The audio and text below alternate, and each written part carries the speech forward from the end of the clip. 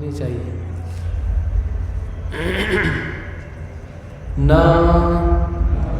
नहीं असत असत का विद्यते है भाव चिरस्थायित्व न कभी नहीं अभाव परिवर्तनशील गुण विद्यते है सता शाश्वत का उभयो दोनों का अपि ही दृष्टः देखा गया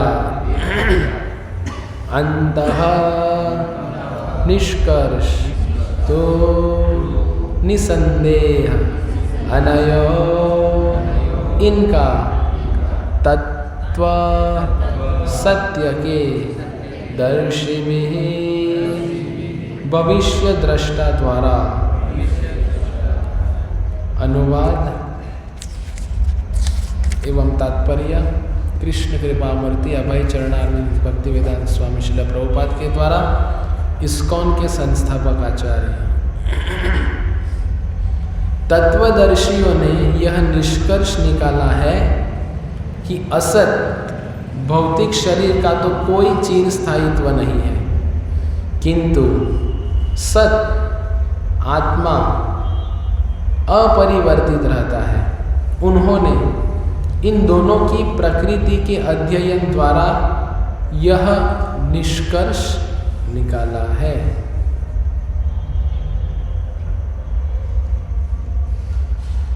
तात्पर्य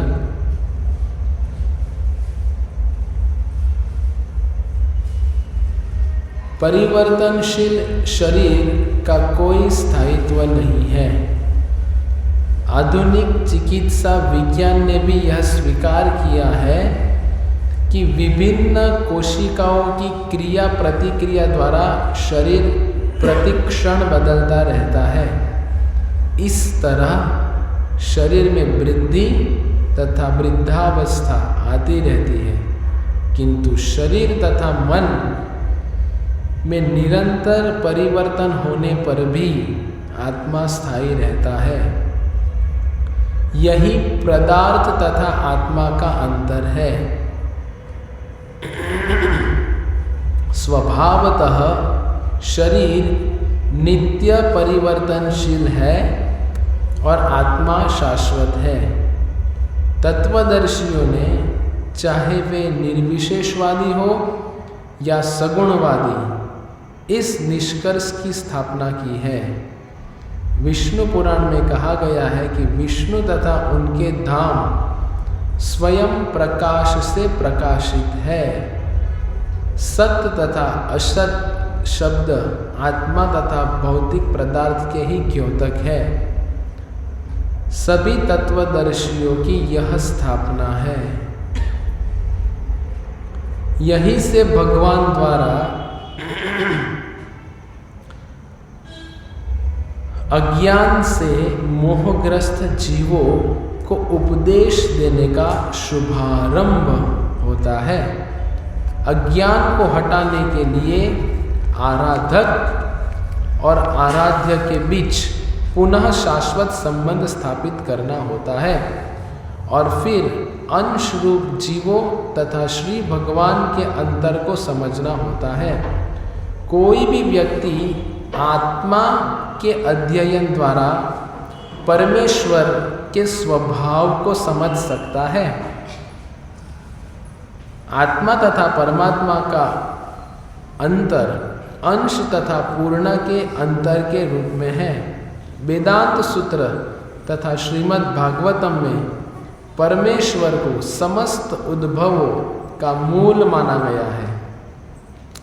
ऐसे उद्भवों का अनुभव परा तथा अपरा प्राकृतिक क्रमों द्वारा किया जाता है। जीव का संबंध परा प्रकृति से है, जैसा कि 7वें अध्याय में स्पष्ट होगा। यद्यपि शक्ति तथा शक्तिमान में कोई अंतर नहीं है, किंतु शक्तिमान को परम माना जाता है और शक्ति या प्रकृति या प्रकृति को गौण। अतः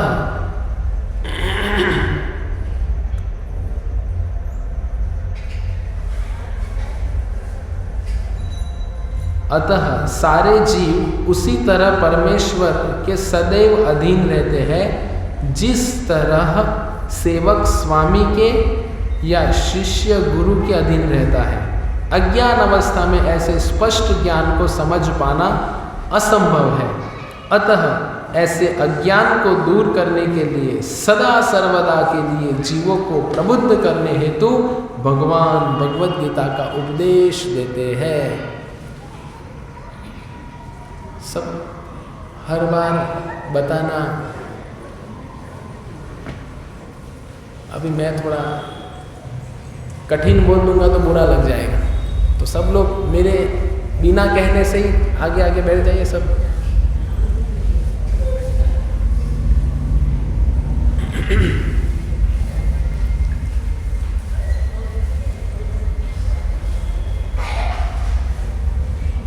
ओम अज्ञानतिमिरन्धस्य ज्ञानाञ्जनशलाकया चक्षुरुन्मीलितं येन तस्मै श्रीगुरुवे नमः।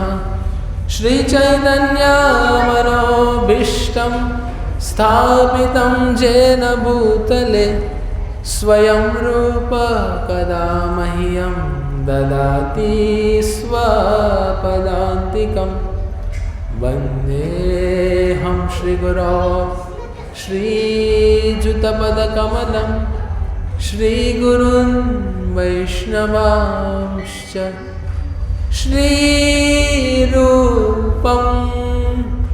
सागरजातं सहगण रघुनाथान्वितं त्वं सजीवं साद्वैतं सावधूतं परिजनासहितं कृष्णचैतन्यदेवं श्रीराधा कृष्णपदान् सहगण ललिता श्रीविशाखान्वितांश्च। जय श्री कृष्ण चैतन्य प्रभु नित्यानंद श्री अद्वैत गदाधर श्रीवासदि गौरभक्तवृंद। हरे कृष्णा कृष्णा कृष्णा हरे हरे, हरे राम राम हरे हरे, हरे कृष्णा कृष्णा कृष्णा हरे हरे, हरे राम राम राम हरे हरे, हरे कृष्णा कृष्णा कृष्णा हरे हरे, हरे राम राम राम हरे हरे, हरे कृष्णा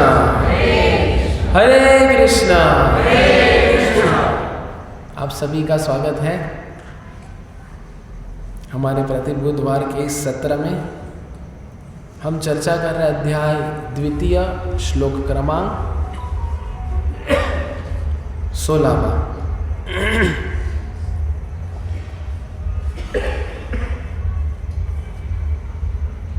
अब तक हम क्या सीखे? प्रथम अध्याय देखा, द्वितीय अध्याय के 16वें श्लोक तक हम पहुंचे और हम सब ये कक्षा में नियमित रूप से आने वाले ही हैं सभी। माता जी, क्या आपका नाम? उन्नति। तो आपने कितना उन्नति किया भगवद गीता में?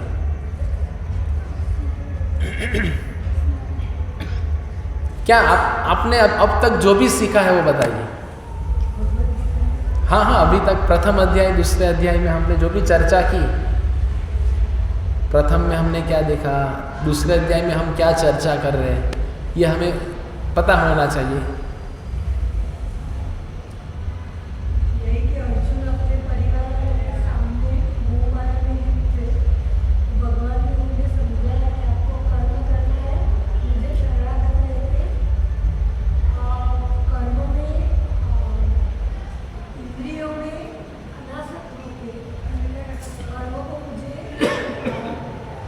अर्पण कर। और कुछ, और कोई प्रभु जी में से?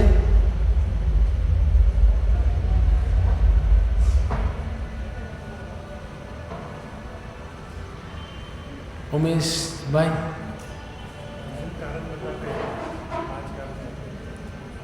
उमेश भाई का कहना है अर्जुन युद्ध करने के 5 कारण बताते हैं, है ना? नहीं करने के 5 कारण बताते हैं। और सत्यपाल जी, और क्या देखा? आपको क्या, आपने अब तक क्या समझा?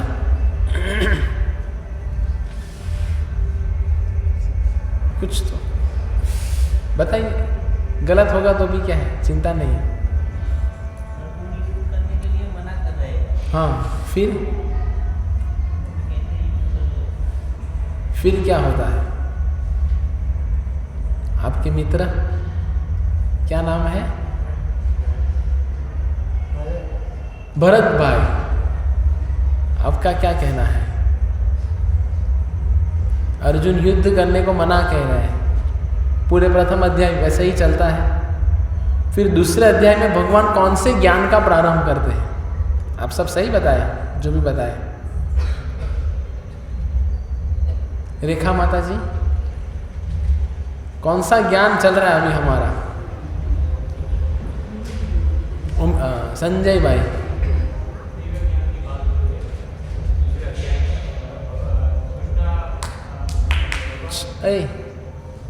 Don't play.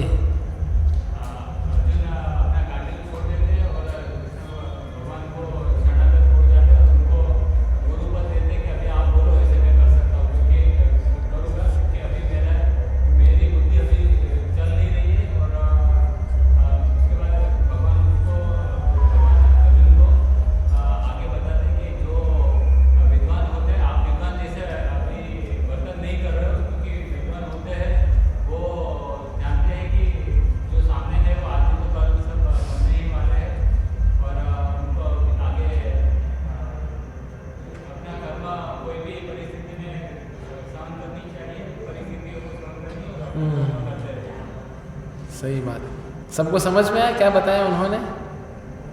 सबको सुनाई दिया? नहीं सुनाई दिया? ठीक है, तो अब तक जितने प्रवचन लिए सब सुन लीजिए, प्रथम अध्याय से लेके अभी तक। तो पूरा प्रथम अध्याय अर्जुन कहते हैं कि मैं युद्ध नहीं करूंगा। हम प्रति बुधवार ये देखते हैं ना, अब तक हमने क्या देखा बताते हैं ना टीवी सीरियल में, अब तक 2 मिनट में, फिर आगे। तो अब तक क्या देखे हम? अर्जुन युद्ध करने के लिए मना कह रहे हैं। उसके पश्चात भगवान द्वितीय अध्याय में प्रारंभ करते हैं कैसे अर्जुन शरणागत होते हैं। शिष्यस्ते हम साधि माम त्वाम प्रपन्नम, कि अभी मैं शिष्य बनने के लिए तैयार हूँ।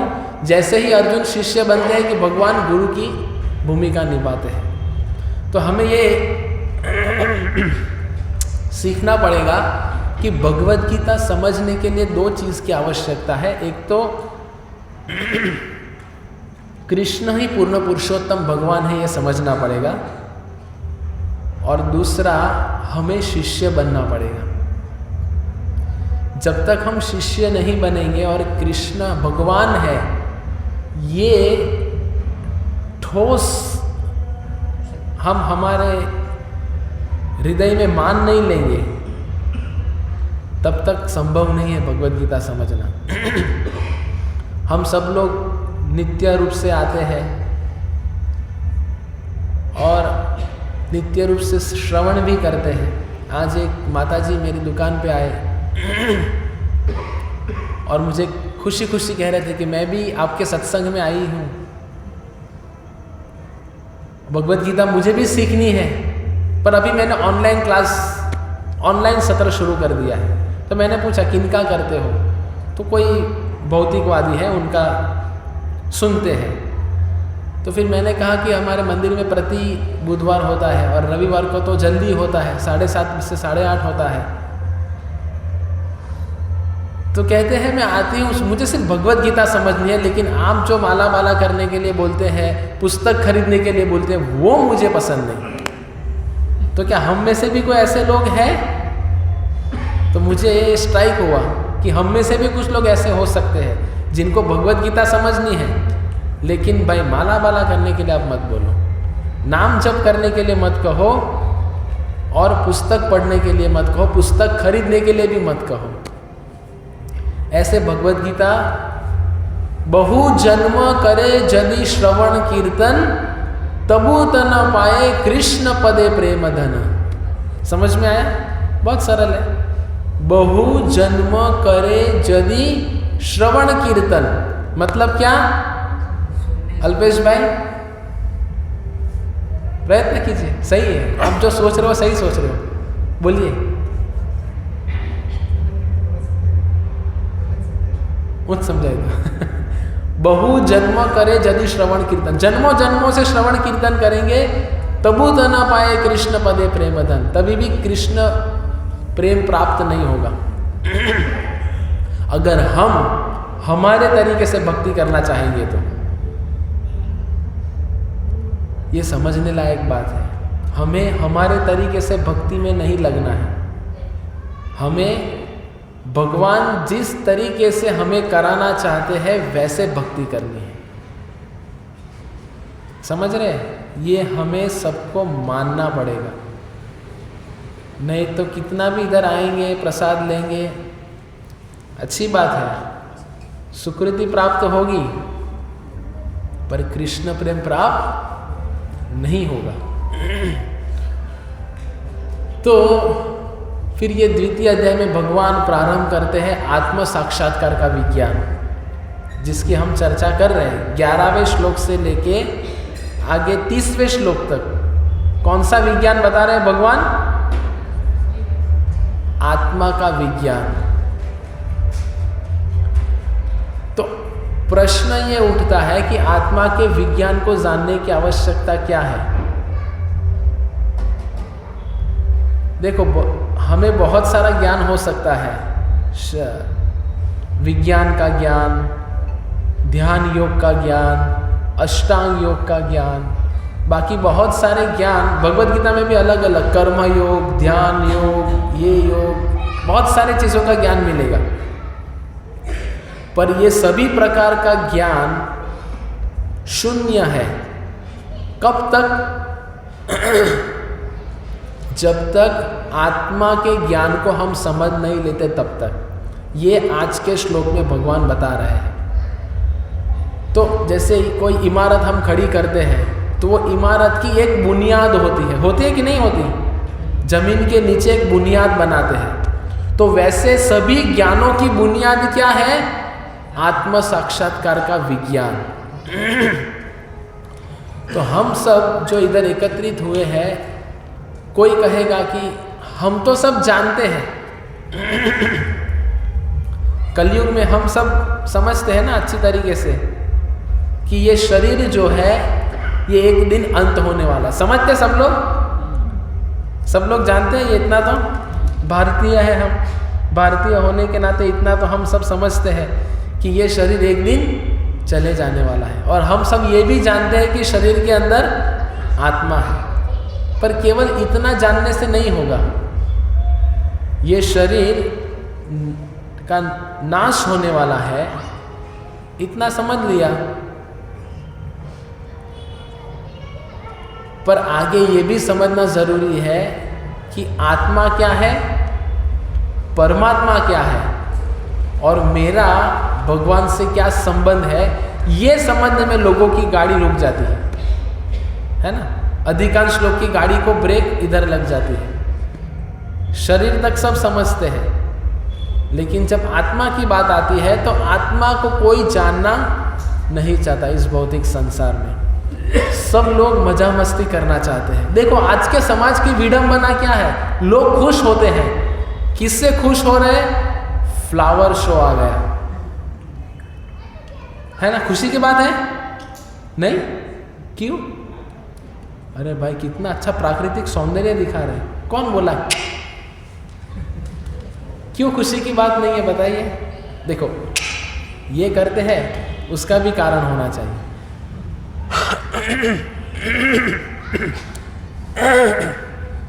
और मैं जो बताऊंगा मेरे पास उसका भी कारण है।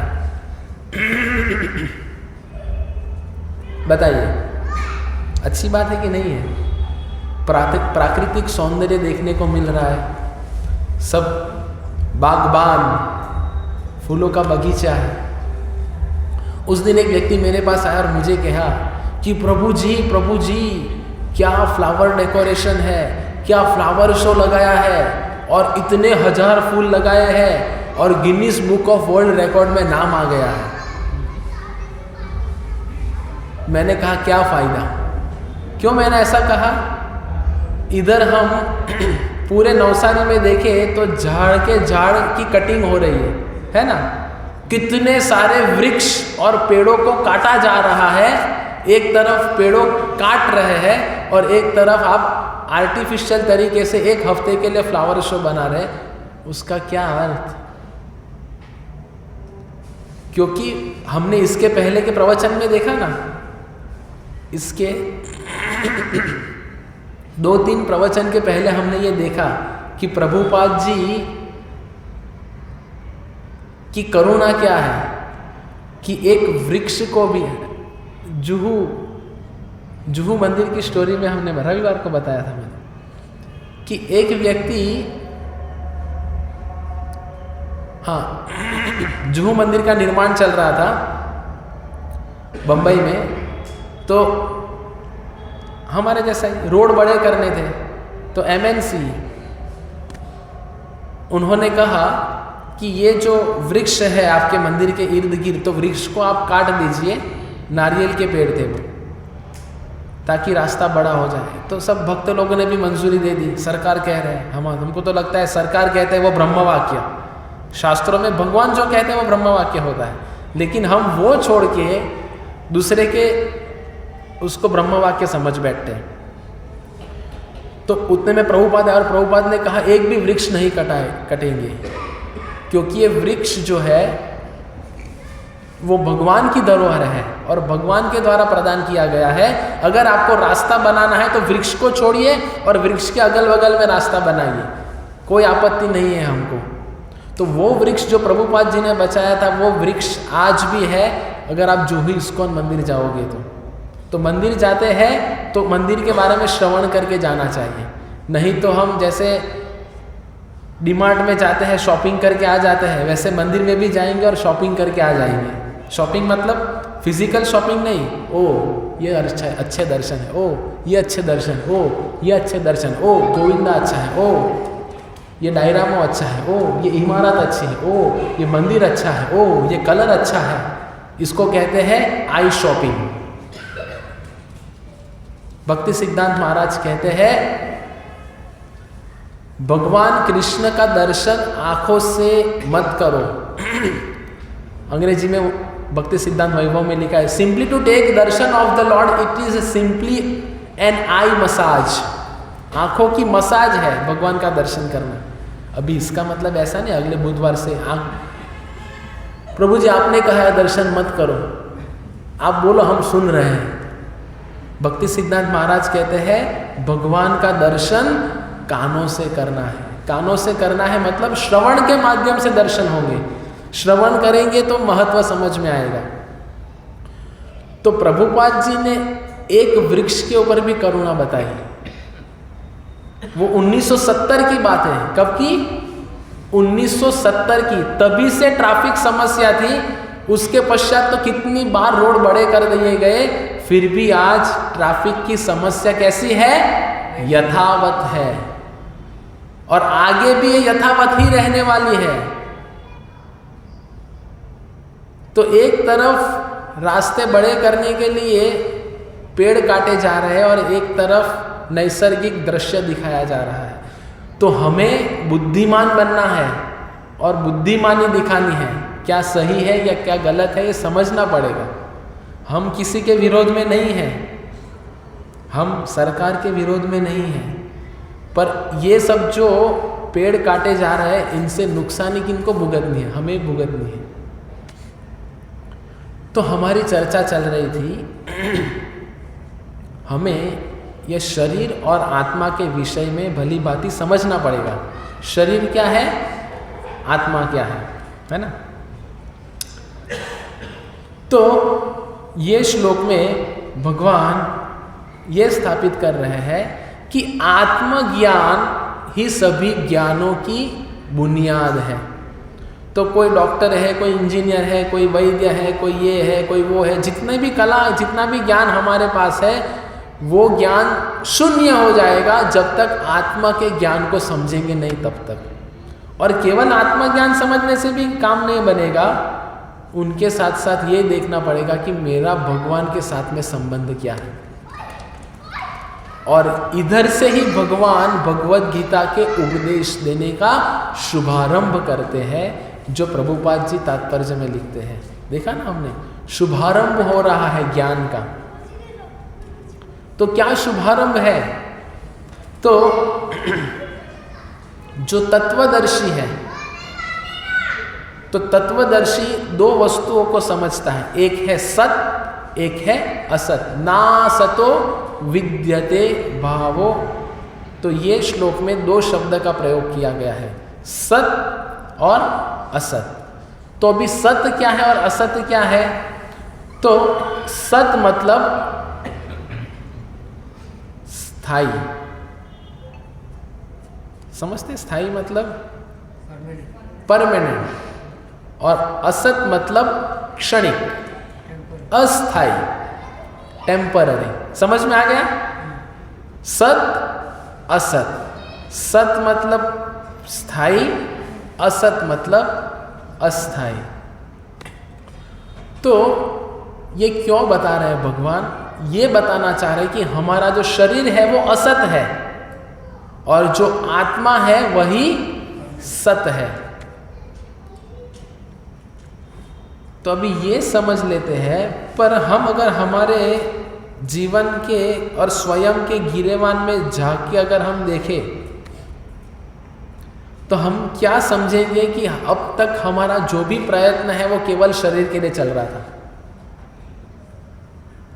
शरीर को सजाने के लिए, शरीर के लिए। हम लोग कहते हैं रात को लेट हो गया इसीलिए मैं थोड़ा सोया, क्योंकि मुझे आराम की ज़रूरत थी, इसीलिए मैं मंगल आरती नहीं आया। और कई बार लोग कहते हैं कि जप करने के लिए समय नहीं मिलता। अरे सब कुछ जो चल रहा है, ये शरीर तो हम सब लोग इधर ही छोड़ के जाने वाले हैं, और हमारी जो आत्मा जाने वाली है वो आत्मा के लिए हमारा कुछ भी प्रयत्न नहीं है। खाना पीना सोना ये सब कुछ शरीर के संबंध में चल रहा है। तो बार बार यही चीज़ क्यों बताई जा रही है? हम कई सत्रों से यही चर्चा कर रहे हैं ना आत्मा के बारे में। मात्रा स्पर्शास्तु कौन्तेय शीतोष्ण सुख दुखद, कि हमें ये भली भांति समझना पड़ेगा कि हमें सहन करना है, और ये संसार जो है परिवर्तनशील है। ये भी हमने देखा, परिस्थितियाँ बदलती रहेगी, उसको स्वीकार करना पड़ेगा हमें। और स्वीकार कब कर पाएंगे? जब हम ये समझ लेंगे कि ये परिवर्तनशील है। तो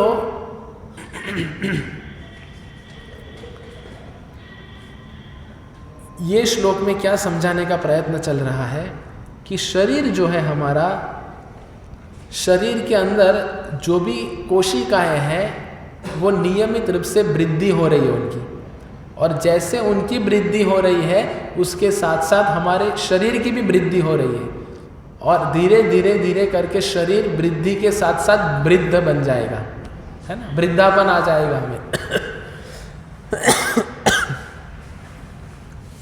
तो हम ये महसूस कर सकते हैं, हम बचपन में छोटे थे तो हमारा एक अलग सा शरीर था कि नहीं? हमारा चेहरा अलग था, फिर धीरे धीरे बड़े हो गए तो और चेहरे में बदलाव आया। होता है ऐसा? हम बचपन का चेहरा अगर हम देखते और देखते देखते खुश होते, देखो मैं बचपन में कैसा था, गोल मटोल था, कैसा हट्टा कट्टा था, और अब ऐसे फोटो में देख देख के खुश होते रहते हैं हम। इसलिए तो फोटो क्यों गिराते हैं लोग? शादी में गए फोटो, किधर गए फोटो, फ्लावर शो में गए फोटो सिर्फ फोटो गिराने का शौक होता है, फोटो देखने का वक्त किसी के पास नहीं है। है किसी के पास? और जब फोटो पुराने होते तो उसको क्या कर देते हैं? डिलीट। पहले के समय में एल्बम हुआ करते थे, लोग संभाल के रखते थे, एल्बम को देखते थे, ऐसा एल्बम होता था। अब तो क्या, मोबाइल में पुराने फोटो डिलीट, पुराने फोटो डिलीट। तो शरीर हमारा निरंतर बदलाव हो रहा है, शरीर में परिवर्तन हो रहा है, लेकिन ये बदलते शरीर के साथ आत्मा स्थायी है, ये समझना पड़ेगा। आत्मा का कोई परिवर्तन नहीं होता। तो आत्मा क्या है? आत्मा किधर है? आत्मा है तो दिखती क्यों नहीं? तो ये सबका जवाब हमें अगले श्लोक में मिलेगा। जैसे हार्ट सर्जरी करते हैं ना, तो कभी आप डॉक्टर को पूछना कि आत्मा को देखा, तो विज्ञान कहेगा आत्मा जैसी चीज दिखती नहीं, और विज्ञान जो दिखता है उसके ऊपर ही विश्वास रखता है कि नहीं? विज्ञान कहते हैं ना, सीइंग इज बिलीविंग। तो वैज्ञानिक लोग कहते हैं कि भाई हमने इतना ओपन हार्ट सर्जरी किया लेकिन हमें किधर भी आत्मा दिखाई नहीं दिया, मतलब आत्मा जैसी कुछ चीज है ही नहीं। ठीक है, आत्मा दिख नहीं रहा इसीलिए आप नहीं मान रहे। ऐसे तो बहुत सारी चीजें हैं जो दिख नहीं रही फिर भी है। कुछ उदाहरण दे सकते हैं आप इसका कि दिख नहीं रही फिर भी है? हवा दिख रही है? नहीं दिख रही, फिर भी है। सब लोग मानते हैं पक्का? कैसे बताओ? हाँ, अनुभव कर सकते हैं। तो ऐसी कई चीजें हैं जो देख नहीं सकते लेकिन अनुभव कर सकते हैं। दिमाग है सबके पास? वो बोलेगा क्या प्रभु जी आप भी है, तो वही तो इधर आए ना, दिखाओ। तो हमारा आधुनिक विज्ञान इतना मूर्खता भरी बात करता है कि सीइंग इज बिलीविंग। अरे ये हमारी आंख जो है वो अपूर्ण है, और अपूर्ण इंद्रिय से हम पूर्ण को कैसे जान पाएंगे? नहीं जान पाते। जैसे मेरे पास अगर मानो एक ग्लास है, उसमें पानी भरा हुआ है, और अगर वो ग्लास में मैं अगर ये पेन रख दूं ऐसे, तो ये बॉल पेन मुझे कैसे दिखेगी? नहीं, ग्लास पारदर्शक है, पानी है। कभी आज घर पे जाके वो प्रैक्टिकल करना, टेढ़ी दिखती है। क्या वास्तव में बॉल पेन टेढ़ी है? नहीं है, फिर भी टेढ़ी दिखती है। मतलब हमारी आंख जो दिखाती है हमें, वो सब कुछ सही नहीं होता। तो इसीलिए शास्त्र हमें ये बताते हैं 3 प्रकार के प्रमाण है कोई भी ज्ञान अर्जित करने के। प्रत्यक्ष प्रमाण, अनुभव प्रमाण, नहीं, प्रत्यक्ष प्रमाण, अनुमान प्रमाण और शब्द प्रमाण। तो हम जो देख रहे हैं वो तो प्रत्यक्ष प्रमाण हो गया। दूसरा है अनुमान प्रमाण। अभी कोई मानो वॉशरूम करने जाएगा इधर, और पीछे के कमरे में देखेगा, पीछे का कमरा कौन सा है? ये हॉल के पीछे कौन सा हॉल है? प्रसादम हॉल। तो वो देखेगा कि अरे सब लाइटें बंद हैं, कोई दिखाई नहीं दे रहा है, कुछ चहल पहल नहीं है। तो वो क्या सोचेगा? आज प्रसाद है कि नहीं भाई? तो फिर वॉशरूम करके आएगा, इधर बैठेगा, बगल वाले को बोलेगा भाई आज तो पाछड़ के देखा तो नहीं, मतलब प्रसाद नहीं। ये क्या हो गया? हमारा अनुमान हो गया। लेकिन प्रवचन के पश्चात जाएंगे तो पूरा प्लेट भर के प्रसाद मिलेगा। तो अनुमान प्रमाण भी क्या हो गया? गलत। तो सही प्रमाण क्या है? शब्द प्रमाण, जो हमारे शास्त्रों में लिखा हुआ है। इसलिए कभी कुछ भी कंप्लेन लेके जाते हैं पुलिस वाले के पास, पुलिस वाले क्या बोलते हैं? लिख के दो, क्योंकि शब्द प्रमाण। तो वैसे हमारे शास्त्रों में शब्द प्रमाण है, और शास्त्रों में बताई गई हर बात को हम महसूस कर सकते हैं, देख सकते हैं। शास्त्र के नजरिए से हम पूरे विश्व को, पूरे संसार को देख सकते हैं कि संसार वास्तव में सुखालय है ना? हाँ, दुखालय है, जगे हुए हैं। ये संसार क्या है महेश भाई? दुखालय है। तो ये दुखालय में सुख खोजना या सुख के लिए प्रयत्न करना, ये क्या है? मूर्खता है।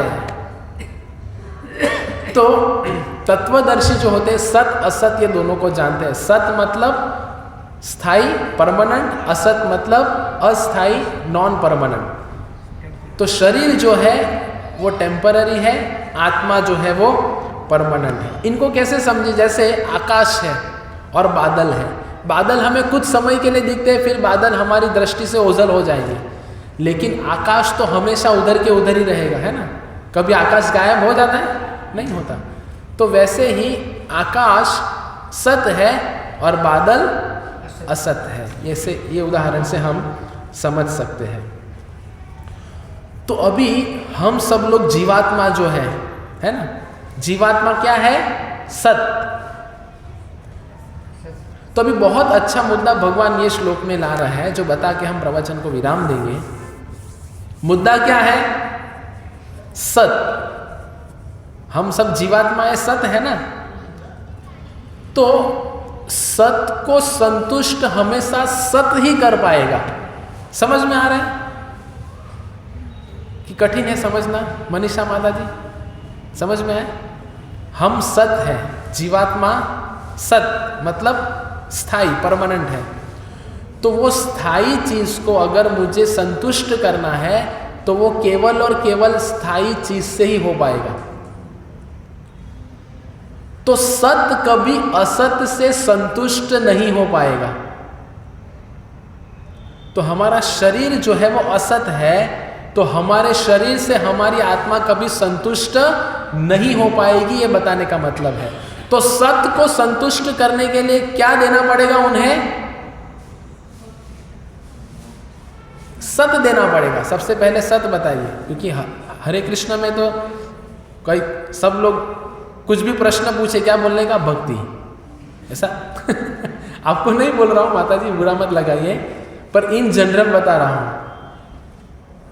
तो सत को हम संतुष्ट कर पाएंगे केवल और केवल सत से। तो अभी सत क्या है?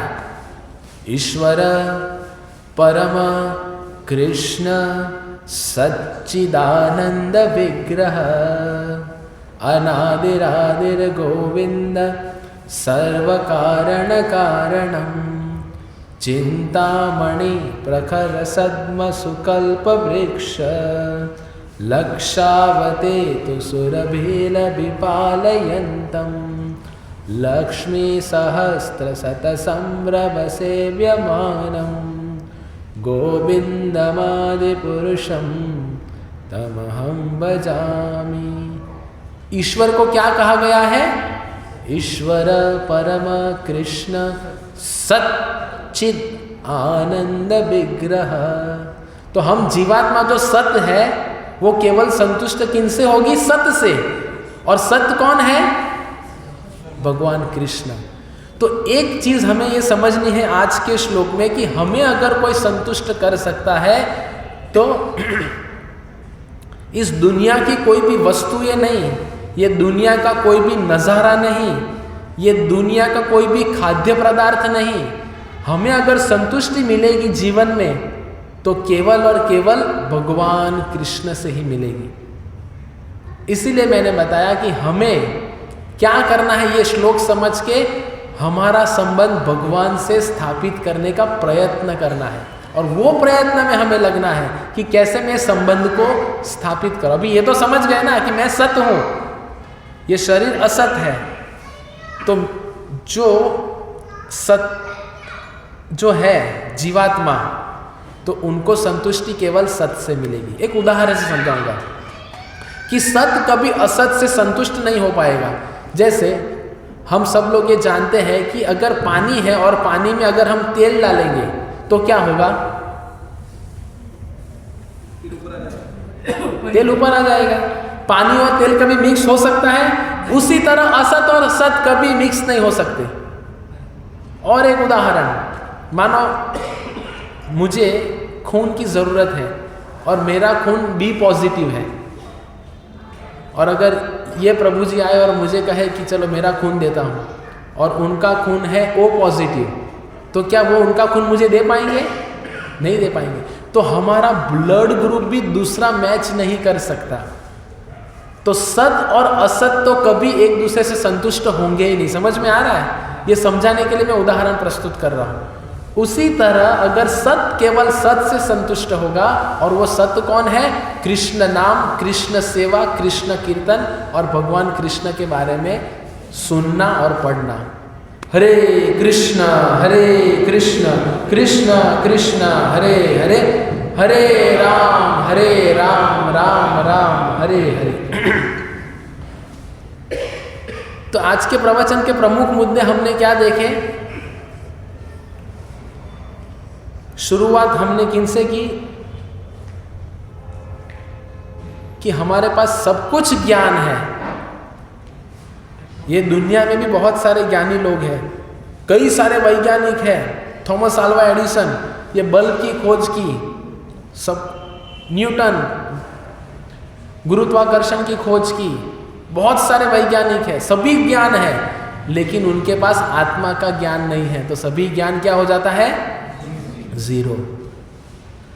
तो हमारे पास भी उसी तरह सब कलाएं हैं, ज्ञान है, ये है, वो है, सब कुछ है, लेकिन आत्मा ज्ञान नहीं समझे तो कुछ नहीं समझे। तो हमें आत्मा का ज्ञान समझना पड़ेगा।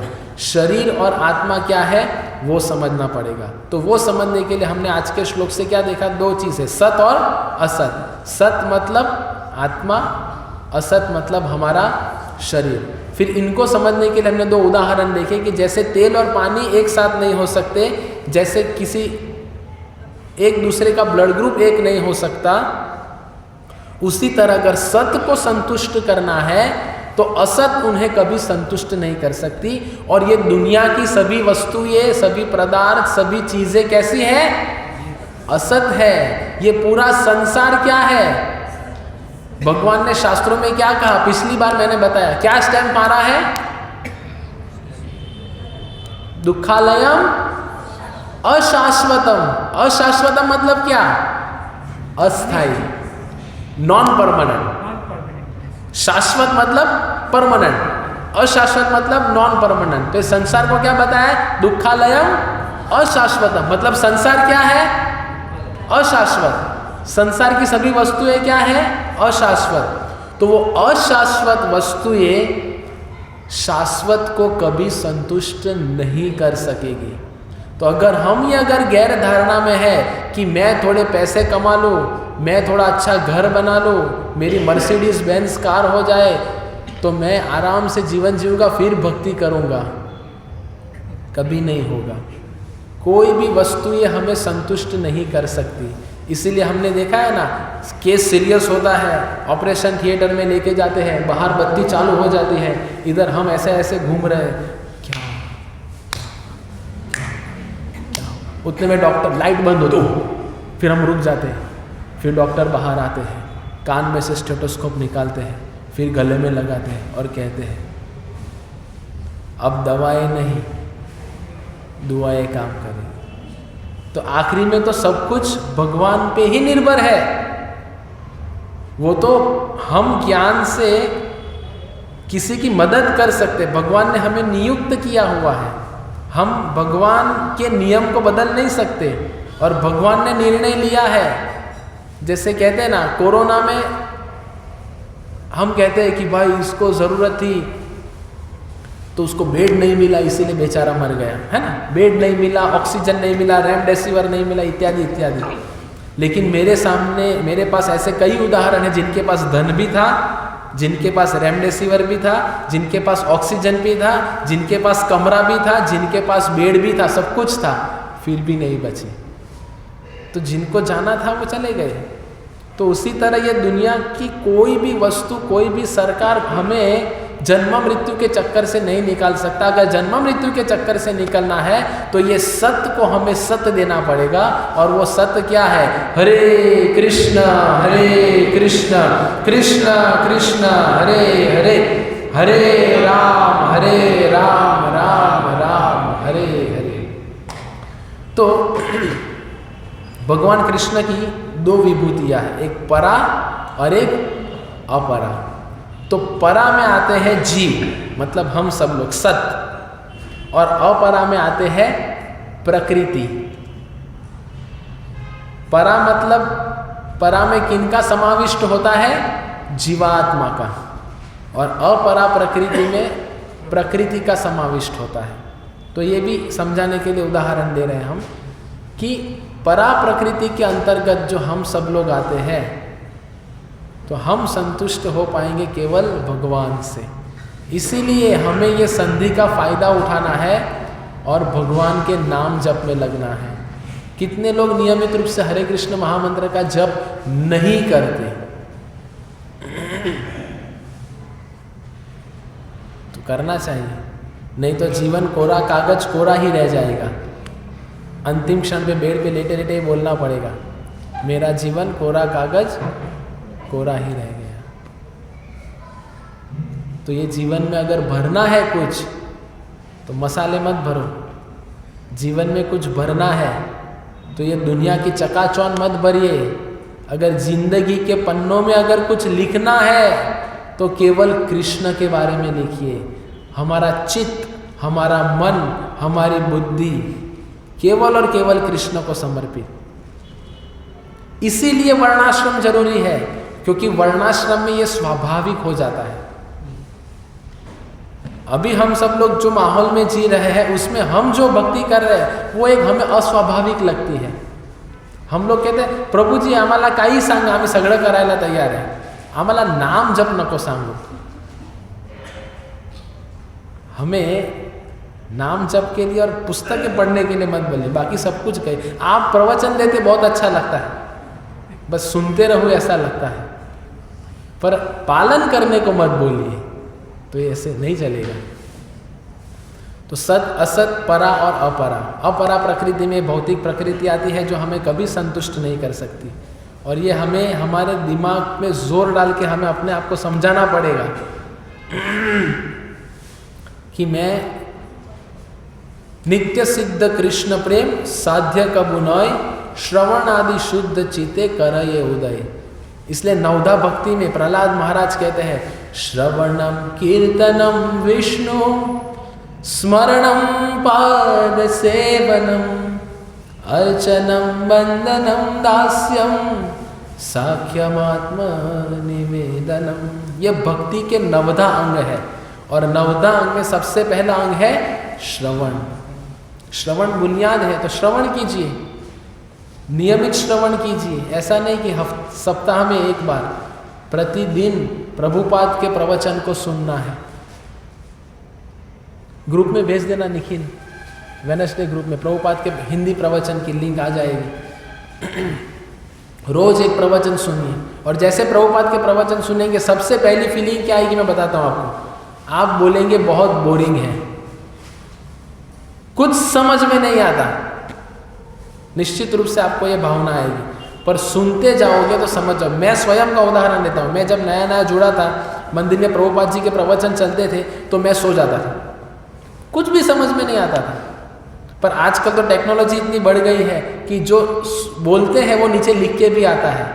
सीसी करके ऑप्शन आता है, उसमें अगर आप कर दोगे तो नीचे लिख के आएगा, वो पढ़िए। प्रभुपाद के प्रवचन सुनना समझना बहुत आवश्यक है। जब तक प्रभुपाद से संबंध ये संस्था में हम स्थापित नहीं करेंगे, कृष्ण भगवान तो दूर है, चैतन्य महाप्रभु तो और भी दूर है। हमारे लिए आशा की किरण एक ही है, वो है श्रील प्रभुपाद और उनकी शिक्षाएं। क्योंकि प्रामाणिक गुरु हमें कृष्ण देंगे और कृष्ण भगवान हमें प्रामाणिक गुरु देंगे। तो ये गुरु की कृपा हासिल करनी है तो उनके लिए आने वाले शनिवार को नित्यानंद त्रयोदशी आ रही है। तो नित्यानंद प्रभु जो है वो आदि गुरु का प्रतिनिधित्व करते हैं। गुरुओं के भी गुरुओं के भी गुरुओं के भी गुरु वो है नित्यानंद प्रभु। तो नित्यानंद प्रभु कौन है वो जानने के लिए आपको शनिवार को आना पड़ेगा। शनिवार को दोपहर तक कार्यक्रम है और कल एकादशी है। तो सब हम ये अगर समझ लेंगे पूरा और हमारे मन में ये धारणा पक्की कर लेंगे कि मुझे केवल कृष्ण भगवान को समर्पित हो जाना है, तभी जाके हमारा उद्धार निश्चित है, अन्यथा नहीं।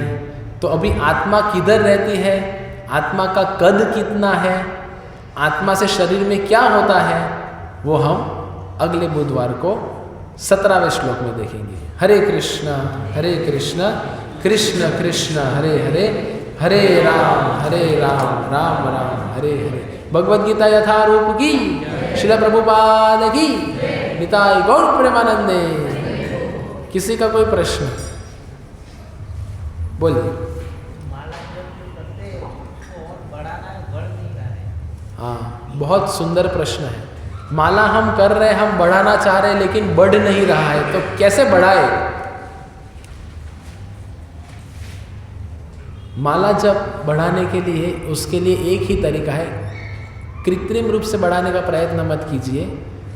भक्तों के संग में आओगे ना, तो भक्तों को देख के हमारे अंदर उत्साह बढ़ेगा। इसीलिए तो जो मैं आपको कहता हूँ ना, हर रविवार को सुबह मंगल आरती में आइए, मंगल आरती में आइए। इसीलिए कह रहा हूँ कि जब आएंगे, भक्तों को देखेंगे, तो उनके साथ में रह के वो करना अपने आप हो जाएगा वो। और एक नियम ले सकते हैं कि हर एकादशी को मैं एक माला बढ़ाऊंगा। जैसे कल एकादशी है, सब लोग को एकादशी का उपवास करना होता है, एकादशी में उपवास का खाना होता है। कोई कहे कि प्रभु जी भूख सहन नहीं होती, 50 बार खाओ दिन में, एकादशी का प्रसाद खाओ, लेकिन पर एकादशी करो। एकादशी के दिन अन्न खाना वो पापमय है। पहले से हमने कुछ कम पाप नहीं किए हैं, और एकादशी को एकादशी न करके और पाप क्यों करना? तो एकादशी कीजिए, हर एकादशी को एक माला बढ़ाइए, नियम करना है। ऐसे करेंगे तो भक्ति में उत्तरोत्तर प्रगति होगी। और हर रविवार को मंगल आरती आइए, नाम जप कीजिए, भक्तों के संग प्रसाद लीजिए, फिर चले जाइए। इससे उत्साह आएगा। ठीक है, और कोई प्रश्न बोलिए। पूरी माला नहीं कर सकता हूँ, मगर जब भी टाइम मिले कोई भी कार्य करते करते नाम स्मरण चालू रखता हूँ। अच्छी बात है, आप नाम स्मरण कर रहे हैं, पर साधन पे साध्य अगर प्राप्त करना है तो साध्य के लिए साधन चाहिए। हमारा साध्य है भगवान, तो वो साध्य को प्राप्त करने के लिए साधन की आवश्यकता है, और वो साधन है नाम जप, माला। जैसे मोबाइल है, तो मोबाइल को चार्ज करना है तो चार्जर लगाना पड़ेगा, और वह चार्जर को सॉकेट में डालना पड़ेगा, ताकि उसका कनेक्शन पावर हाउस से हो और मेरा मोबाइल चार्ज हो। तो वैसे अगर हमें जीव जो है, हमें भगवान के साथ संबंध स्थापित करना है, तो केवल बोल के नहीं चलेगा मैं आपका दास हूँ, बस मैं आपका नाम जप करते रहता हूँ। नहीं, उसके लिए साधन की आवश्यकता है। वो साधन लेंगे तब जाके हम साध्य सिद्ध कर पाएंगे, अन्यथा नहीं। इसीलिए नाम जप हर एक शास्त्रों में कहा गया है कि नाम संख्या पूर्वक नाम जप, वो भी कहा है कि गिनती पूर्वक नाम जप करना है। 1 माला 2 माला 4 माला। कोई कहता है प्रभु मैं माला कभी गिनता नहीं, बस करते रहता हूँ, इसको कहते हैं आलसी व्यक्ति। और कोई प्रश्न? हाँ बोलिए। हाँ, देवी देवता और भगवान के बीच में अंतर क्या है? देवी देवता जो है वो पेड़ के पत्तों के समान है, और भगवान कृष्ण वो पेड़ की जड़ के समान है। तो जड़ में पानी डालोगे, सिंचन करोगे, तो पत्ते और टहनियाँ अपने आप हरी भरी हो जाएगी। तो इसीलिए यस्मिन तृष्टे जगत तृष्ट, भगवान कृष्ण को संतुष्ट करेंगे तो सभी लोग संतुष्ट हो जाएंगे। किसी को सेपरेट संतुष्ट करने की आवश्यकता नहीं। तो समझदारी किस में है? सबको अलग अलग संतुष्ट करना, या एक व्यक्ति को संतुष्ट करके सबको संतुष्ट करना? एक व्यक्ति को। शास्त्रों में उदाहरण है, जैसे दुर्वासा मुनि आए थे अम्बरीश महाराज के पास, नहीं, द्रौपदी के पास जब उनका अज्ञातवास चल रहा था तब, तो उनके पास अक्षय पात्र था और 5 पांडव और द्रौपदी सब लोग प्रसाद लेने के बाद प्रसाद लेते थे, और एक बार वो अक्षय पात्र धो लिया फिर कोई भी आएगा मिलेगा नहीं। तो दुर्योधन ने सब कुछ जानता था कि ऐसा ऐसा है, तो दुर्योधन ने दुर्वासा मुनि को समय दे दिया था और भेजा भी दुर्वासा मुनि को। क्यों? क्योंकि दुर्वासा मुनि का गुस्सा एकदम हाई रहता है। उन्होंने जो मांगा नहीं मिला, सीधा श्राप देके खत्म। तो उन्होंने बोला आप इतने समय पे जाना। दुर्योधन जानता था कि ये समय तक इनका सब कुछ खत्म हो जाता है। तो दुर्वासा मुनि गए और प्रसाद की याचना की। तब तक द्रौपदी ने प्रसाद दे लिया था और बर्तन धो भी दिया था। अब क्या करें? हम होते तो बोलते थे ये लेके आओ, वो लेके आओ, ये करो, वो करो, ऐसा करो। हम सब भौतिक हल ढूंढते हैं। द्रौपदी ने कोई भौतिक हल नहीं ढूंढा। द्रौपदी ने क्या किया? भगवान कृष्ण से प्रार्थना की, अब मैं क्या करूं? तो भगवान कृष्ण ने कहा आपके अक्षय पात्र में देखिए एक चावल का टुकड़ा फंसा हुआ है। और दुर्वासा मुनि अकेले नहीं आए थे, हजारों शिष्य को लेकर आए थे। तो भगवान ने कहा वो एक चावल मुझे दे दो। तो इधर भगवान ने एक चावल ग्रहण किया और इधर हजारों शिष्य के साथ दुर्वासा मुनि को अपने आप संतुष्ट हो गए। तो भगवान को संतुष्ट करेंगे, सब संतुष्ट हो जाएंगे। ये उदाहरण शास्त्रों में है, इसलिए तो हम शास्त्र पढ़ने को कह रहे हैं ना। शास्त्र में सब कुछ दिया गया है। तो ऐसे भगवान हमारी रक्षा करने के लिए तैयार है, पर क्या हम उन्हें पुकार रहे हैं क्या? भगवान कहते ये था माम प्रपद्यन्ते, आप बुलाएंगे तभी मैं आऊंगा, नहीं तो नहीं आऊंगा। तो हम बुलाएंगे कैसे? ऐसे नहीं कि गाड़ी चला रहा हूं, पेट्रोल खत्म हो गया, हे कृष्ण। तो ऐसा नहीं कि पेट्रोल की बरसात हो जाएगी। तो समस्या क्या है वो भी देखनी पड़ेगी। तो वो स्वाभाविक भगवान कृष्ण से भक्ति करनी है। भक्ति करेंगे तो भगवान सब कुछ प्रदान करेंगे।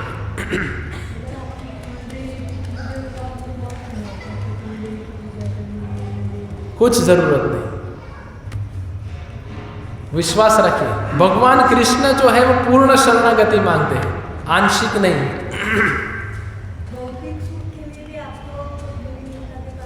किसके पास जाने की जरूरत नहीं। जो पिता होते, जो बच्चे होते हैं वो निश्चिंत होते हैं। क्यों? क्योंकि वो जानते हैं कि मेरे बाप को पता है कि मुझे क्या चाहिए, है ना? जानते कि नहीं जानते? तो पिता अपने आप पुत्र को संतुष्ट करते हैं। वैसे हमारे पिता हैं और वो पिता जानते हैं कि बच्चों को क्या चाहिए, है ना? पिता जानते हैं बच्चे को क्या चाहिए। तो हमें वो विश्वास होना चाहिए, बस सब्र करना है। ऐसा नहीं कि मैंने अभी मांगा और मुझे मिल जाएगा। हमने जो घड़ी पहना है और भगवान ने घड़ी पहना है, दोनों अलग है। ये घड़ी हमारे हिसाब से चलती है, भगवान की घड़ी भगवान के हिसाब से चलती है। हम हमारी घड़ी के हिसाब से मांगते हैं, भगवान उनकी घड़ी के हिसाब से देते हैं। लेकिन इन दोनों में जो फासला है वो फासला धैर्य का है। तो इसीलिए हमें धैर्य रखना है हर एक चीज के लिए। और ये आप व्यक्तिगत जीवन में अनुभव कर सकते हैं। इसको तो शरणागति कहते हैं ना। शरणागति क्या है? मैं जो मांग रहा हूं मुझे मिल जाए, शरणागति नहीं है। मैं आपके ऊपर आश्रित हूं, आपको जब देना है आप दीजिए, तभी जाके। इसलिए भगवत धाम जाना इतना सरल नहीं है। तो इसलिए हमें शरणागत शिष्य बनना है, ठीक है?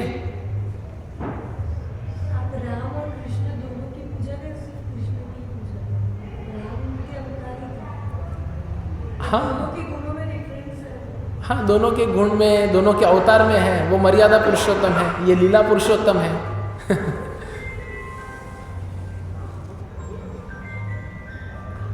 कृष्ण की पूजा कीजिए।